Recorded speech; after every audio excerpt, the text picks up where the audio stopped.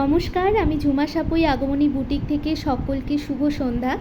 আজকে নিয়ে চলে এলাম টাইচেনের একটা দুর্দান্ত কালেকশন। দেখতেই পাচ্ছেন এটা থাকছে গণেশ মোটিফের ওপর একটা টাইচেন, ভীষণই সুন্দর। আপনারা আর একটা জিনিস লক্ষ্য করুন, এখানে থাকছে ময়ূরের যে পালক হয় সেই পালক, সেই পেখমের একটা ক্রিয়েটিভিটি।